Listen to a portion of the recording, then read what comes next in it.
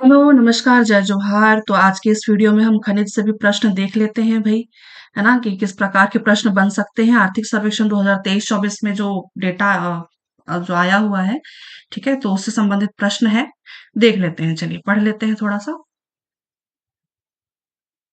खनिज, चलिए। आर्थिक सर्वेक्षण 2023-24 के अनुसार वर्ष 2022-23 में खनिज राजस्व कितना था? इसका उत्तर याद रखिएगा 12,941.33 करोड़ रुपए। ठीक है, 12,941.33 करोड़ रुपए। अगला देख लेते हैं। व्याख्या दिया हुआ है। आर्थिक सर्वेक्षण 2023-24 के अनुसार वर्ष 2022-23 में छत्तीसगढ़ का खनिज राजस्व 12,941.33 करोड़ रुपए अनुमानित था, जबकि 2021-22 में खनिज राजस्व 12,305.38 करोड़ रुपए था। विगत 5 वर्षों में खनिज राजस्व की वृद्धि की प्रवृत्ति बढ़ने वाली है। ठीक है, बढ़ने की है। तो ये दोनों डेटा आपको याद रखने की आवश्यकता इसलिए है। 12,941.33 करोड़ रुपए ये 2022-23 का आंकड़ा है, और 2021-22 में जो आंकड़ा है ये है 305.33 करोड़ रुपए। ठीक, तो ये डेटा इसलिए याद रखने की आवश्यकता है क्योंकि कई बार प्रश्न इस तरह से बन जाते हैं कि पिछले वर्ष की तुलना में 2022-23 में खनिज राजस्व की प्रवृत्ति कैसी है। हाँ, तो वृद्धि वाली रही है। तो ऐसा इस प्रकार के भी प्रश्न बन जाते हैं, तो ये दोनों डेटा हमको याद रखने की आवश्यकता है। ठीक है, अगला देख लेते हैं। सही कथन का चयन करना है। चलिए देखते हैं। छत्तीसगढ़ के सकल राज्य घरेलू उत्पाद स्थिर मूल्य में 2023-24 में खनन एवं उत्खनन क्षेत्र की वृद्धि 7.35% रही है। ठीक है, ये याद रखिएगा, ये कथन सही है। छत्तीसगढ़ के सकल राज्य घरेलू उत्पाद स्थिर मूल्य में 2023-24 में खनन एवं उत्खनन क्षेत्र का योगदान 10.52% है। तो ये वाला कथन भी सही है। विगत 5 वर्ष विगत 5 वर्षों में खनन एवं उत्खनन क्षेत्र की वृद्धि दर सर्वाधिक वर्ष 2022-23 में रही है। तो ये वाला कथन भी सही है। विगत 5 वर्षों में खनन एवं उत्खनन के क्षेत्र के योगदान की प्रवृत्ति उतार चढ़ाव वाली रही है। तो ये कथन भी सही है ना? तो ये चारों के चारों कथन सही है, इसलिए इसका उत्तर हो जाएगा ऑप्शन नंबर डी। देख लेते हैं व्याख्या में। छत्तीसगढ़ सर्वेक्षण 2023-24 के अनुसार खनन खनन क्षेत्र में सकल राज्य घरेलू उत्पाद स्थिर मूल्य की वृद्धि 7.35% तथा योगदान 10.75% है। ठीक है, तो ये दोनों, एक तो वृद्धि लिखा हुआ है और एक दिया हुआ है क्या, योगदान, है ना? वृद्धि कितनी रही है 7.35% और योगदान कितना है, तो 10.75%। विगत 5 वर्षों में वृद्धि एवं योगदान की प्रवृत्ति उतार चढ़ाव वाली रही है। विगत 5 वर्ष में खनन एवं उत्खनन क्षेत्र की वृद्धि दर सर्वाधिक 2022-23 में रही है। यहाँ पे नोट दिया हुआ है, देख लेते हैं एक बार। सर्वाधिक वृद्धि 2018-19 से 2023-24 के मध्य 2012, यहाँ पे 22 होगा। ठीक है, 2022-23 में 10.37% रहा है। ठीक है, ये सर्वाधिक वृद्धि बोला गया है। ठीक है, सर्वाधिक वृद्धि दर। ठीक है, 2022-23 में 10.37% और सर्वाधिक योगदान कितना रहा है, तो याद रखिएगा 2018-19 में सर्वाधिक योगदान रहा है 11.38%। तो आपको यहाँ पे 4 डेटा देखने को मिल रहे हैं, है ना? 2023-24 में, है ना, स्थिर मूल्य पे जीएसडीपी कितना रहा है, वृद्धि वृद्धि है 7.35% और योगदान कितना रहा है 10.75%। और 2018-19 से 2023-24 के बीच, है ना, वृद्धि कितनी रही है, वृद्धि कितनी हुई है, तो 2022-23 में अच्छी वृद्धि हुई है इसकी 10.37% और योगदान कितना रहा है 2018-19 में 11.38%। और न्यूनतम वृद्धि, है ना, 2018-19 से 2023-24 के बीच में 19-20 में रही है। 2019-20 में माइनस में, है ना, माइनस में रही है, -2.18% और योगदान कितना रहा है 2021-22 में अच्छा योगदान रहा है 10% के आसपास। ठीक है, तो ये दोनों डेटा भी आप याद रखिएगा। ये ऐसा तो प्रतिशत में शायद ही पूछेगा, बट किस वर्ष सर्वाधिक रही है, किस वर्ष कम रही है ना, तो ऐसा पूछ सकता है। वर्ष 2022-23 में छत्तीसगढ़ राज्य का कोयला उत्पादन प्रतिशत कितना था? कोयला उत्पादन था जी 19.76%, है ना, याद रखिएगा, 19.76% कोयले का। देख लेते हैं यहाँ पे, मुख्य खनिज का उत्पादन वर्ष 2022-23 यानी कि अप्रैल 2022 से जनवरी 2023 तक, कोयले का उत्पादन, है ना, 19.76% उत्पादन बोल रही हूँ, सॉरी, योगदान, है ना। ये उत्पादन में जो ये लिखा हुआ है ना, ये मूल क्या बोलते हैं इसको, उत्पादन, है ना, ये तो शायद ही मुझे लगता है पूछेगा, बट ये प्रतिशत वाला योगदान, है ना, ये सब पूछ सकता है। तो आप ये याद रख सकते हैं, कोयला का योगदान कितना है, तो 19.76%, लोहे का 15.90%, और चूना पत्थर 11.08%, बॉक्साइट है 4.43%, और टिन है जो ये 100% में, 100% में इसलिए है क्योंकि ये किलोग्राम में नापा जाता है। ठीक है, तो इसमें से आपको क्रम पूछ सकता है ना, ये वाला, कोयला, लोहा, चूना पत्थर, बॉक्साइट, टिन, तो ये याद रखिएगा, है ना, कोयला, लोहा, चूना पत्थर, बॉक्साइट, टिन, है ना, इसका क्रम घटते क्रम में या बढ़ते क्रम में भी पूछ सकता है, घटते क्रम, बढ़ते क्रम में। और जैसे कि आपको मान लीजिए यहाँ पे थोड़ा सा आप देख पा रहे हैं, तो आपको मान लीजिए ये याद हो गया है ना, कोयला, लोहा, चूना, बॉक्साइट, टिन, है ना, तो आप यहाँ से प्रतिशत याद रख लीजिए योगदान का, 19, 15, 11, 4, 100, 19, 15, 11, 4, 100, 19, 15, 11, 4, 100। तो अब पॉइंट्स में इतना डेप्थ में भी मेरे ख्याल से शायद ही पूछेगा कि, है ना, 19.67 तो नहीं बोल दिया, या फिर 19.76, तो ऐसा तो नहीं होगा मेरे ख्याल से, बट आप मोटा मोटा आप याद रख सकते हैं, 19, है ना, 19, 15, 11, 4, 100 पॉइंट्स याद रह गया तो बहुत अच्छी बात है।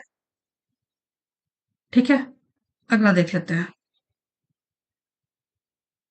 छत्तीसगढ़ राज्य के खनिज उत्पादन मूल्य वर्ष 2022-23 में योगदान कितना रहा है, तो योगदान रहा है 15.07%। ठीक है, याद रखिएगा, 15.07% 2022-23 में। अगला देख लेते हैं, अ, आर्थिक सर्वेक्षण 2023-24 के अनुसार वर्ष 2021-22 तथा वर्ष 2022-23 का खनिज उत्पादन के मूल्य में छत्तीसगढ़ का योगदान प्रतिशत, है ना, योगदान प्रतिशत 17.34, क्रमशः 17.34% तथा 15.07% है। तो 2021-22 में 17, ये है 21-22 में, ठीक है, 17.34% जो रहा है वो 21-22 में रहा है, और 15.07% 22-23 में रहा है।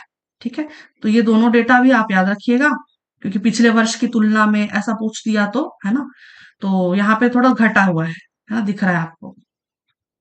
अगला देख लेते हैं,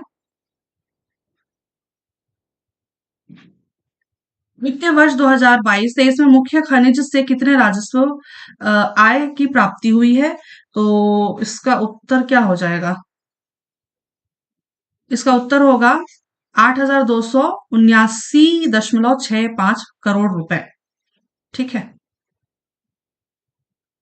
आर्थिक सर्वेक्षण 2023-24 के अनुसार वर्ष 2022-23 में मुख्य खनिज से 8,279.65 करोड़ रुपए का राजस्व आय प्राप्त हुआ है, जबकि 2021-22 में गौण खनिज से 246.72 करोड़ रुपए की राजस्व आय प्राप्त हुई है। ठीक, अगला देख लेते हैं, खनिज ऑनलाइन 2.0 या 2.0 परियोजना कब से संचालित हो रही है, ये हो रही है जून 2017 से। खनिज ऑनलाइन 2.0 परियोजना जून 2017 से संचालित हो रही है। अगला देख लेते हैं, खनिज विभाग के क्रियाकलापों में दक्षता एवं पारदर्शिता लाने हेतु खनिज ऑनलाइन परियोजना जून 2017 से संचालित है। ठीक, अगला देख लेते हैं, छत्तीसगढ़ जिला खनिज संस्थान न्यास कब अधिसूचित किया गया? खनिज संस्थान न्यास, इसी को ना वो कहते हैं, क्या नाम, DMFT, district mineral foundation trust, है ना, DMFT, district mineral foundation trust. I think आप, मेरे ख्याल से आप सभी को मालूम होगा ये खनिज संस्थान न्यास क्या होता है ना। तो ये अधिसूचित कब हुआ था? तो हुआ था ये 22 दिसंबर 2015 से। ठीक है। फिर भी अगर आपको थोड़ा बहुत अगर नहीं मालूम है तो मैं आपको छोटा सा एक डिटेल इसमें बता देती हूँ। डिटेल क्या बताऊंगी कि मतलब आप छोटा सा ये समझ लीजिए कि डीएमएफ का काम क्या है ना। डीएमएफ का वास्तव में ना काम ये होता है, जो फाउंडेशन फाउंडेशन से आप ये समझ लीजिए ना कि एक तरह का वो फाउंडेशन है, ट्रस्ट है, जो जहाँ पे जो खनन वाले जो क्षेत्र होते हैं ना, जो खनन प्रभावित क्षेत्र जिनको कहा जाता है, तो वहां पे रहने वाले लोगों को जो काफी नुकसान होता है ना, स्वास्थ्य से रिलेटेड, शिक्षा से रिलेटेड, है ना, मतलब है ना, पानी वानी, है ना, रोड, बिजली वगैरह सबका बहुत नुकसान होता है। तो ऐसे जगह पे ये लोग काम करते हैं, डीएमएफ काम करता है ऐसे जगह पे, उनको अच्छी शिक्षा देना, बिजली प्रोवाइड करना, है ना, पर्यावरण संरक्षण, तो ये सब का काम करता है ये खनिज संस्थान न्यास। ठीक है। तो आई गेस आपको थोड़ा बहुत मालूम रहा होगा इसके बारे में। ठीक है। तो छत्तीसगढ़ जिला खनिज संस्थान न्यास 22 दिसंबर 2015 को अधिसूचित हुआ था। वर्तमान में प्रदेश के 28 जिलों में जिला खनिज संस्थान न्यास का गठन किया गया है। ठीक है। अगला देख लेते हैं। अगला है खनिज खनिज न्यास के कार्यों के लिए डीएमएफ के रूप में कितनी प्रतिशत राशि प्राप्त की जा रही है? तो उत्तर याद रखिएगा, 10 से 30%। ठीक है, 10 से 30%। अगला है व्याख्या। छत्तीसगढ़ जिला खनिज संस्थान न्यास के डीएमएफ फंड के अंतर्गत खनिज न्यास के कार्यों के लिए खनिज पट्टों से प्राप्त रॉयल्टी का 10 से 30% राशि प्राप्त की जा रही है। अगला है Chhattisgarh mineral development corporation limited के अंतर्गत अंतर्गत कौन सी परियोजना संचालित नहीं है? वैसे यहाँ पे ना सारी की सारी परियोजना शामिल है। ठीक है, मैं आपको अगला दिखा देती हूँ। व्याख्या यहाँ पे मैं डिस्क्राइब कर देती हूँ। यहाँ पे वो जो लिखा हुआ है ना प्रश्न, वो थोड़ा सा गलत है, बट आप याद रखिएगा, छत्तीसगढ़ मिनरल डेवलपमेंट कॉर्पोरेशन के तहत 5 परियोजना संचालित नहीं है, 7 परियोजना संचालित है। ठीक है, याद रखिएगा, 7 परियोजना संचालित है, जो कि कोल यानी कि कोयला है ना, कोल परियोजना, लौ अयस्क परियोजना, बॉक्साइट, कोरंडम, कैसेट्राइट, है ना, ये 5 यहाँ आपको दिख रहा है। बट इसके अलावा आप याद रखिएगा, और क्या क्या है, कोयला, लोहा, बॉक्साइट, कोरंडम, कोरंडम हो गया, और क्या हो गया मुझे याद ही। इसके अलावा आप दो चीज और या दो मिनरल और याद रखिए, एक तो चूना पत्थर,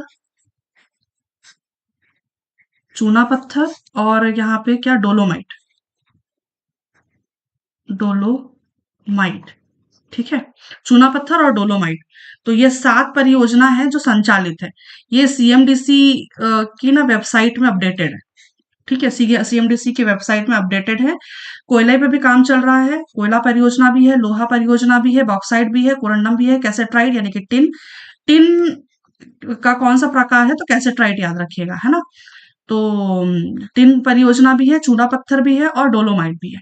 तो ये 7 परियोजनाएं चल रही हैं सीएमडीसी में। ठीक है।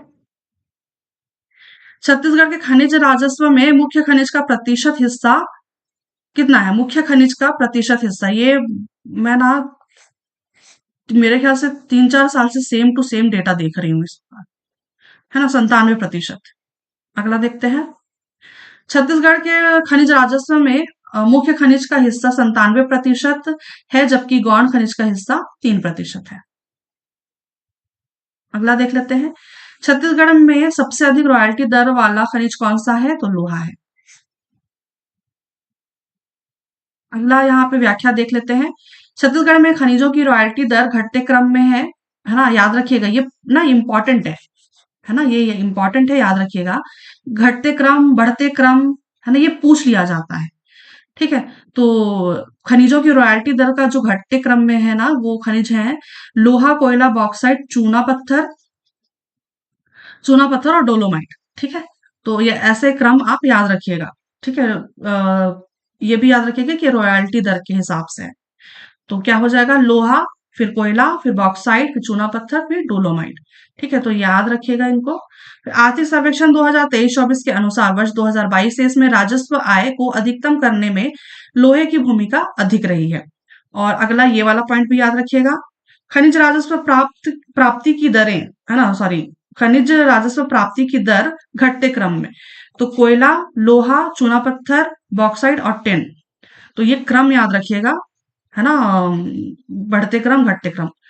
कोयला, लोहा, चूना पत्थर, बॉक्साइट, टिन। कोयला, लोहा, चूना पत्थर, बॉक्साइट और टिन। ठीक है। और यहाँ पे पहले नंबर पर लोहा इसलिए दिख रहा है क्योंकि इसकी रॉयल्टी दर अधिक है लोहे की। ठीक है। और यहाँ पे खनिज राजस्व प्राप्ति की जो दर है उसमें कोयला सबसे आगे है। कोयला, लोहा, चूना पत्थर, बॉक्साइट और टिन।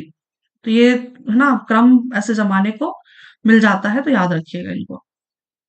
अगला देख लेते हैं, छत्तीसगढ़ कॉपर लिमिटेड का गठन कब किया गया? तो इसका उत्तर याद रखिए आप, 2021, नहीं नहीं, 2018 है जी, है ना, 2018।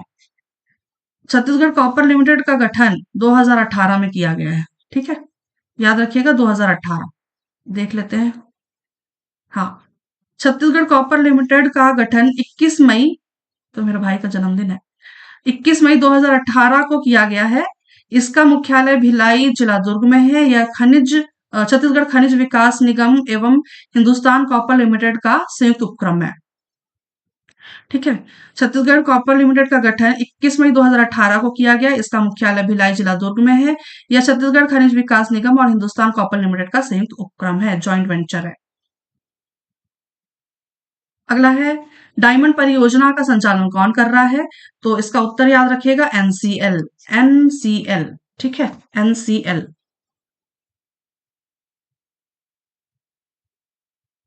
व्याख्या, चलिए, डायमंड परियोजना का संचालन एनएमडीसी और सीएमडीसी के मध्य गठित संयुक्त उपक्रम एनसीएल कर रही है। यह महासमुंद जिले के सरायपाली तहसील में बलौदा बेलटुकरी डायमंड ब्लॉक में संचालित है।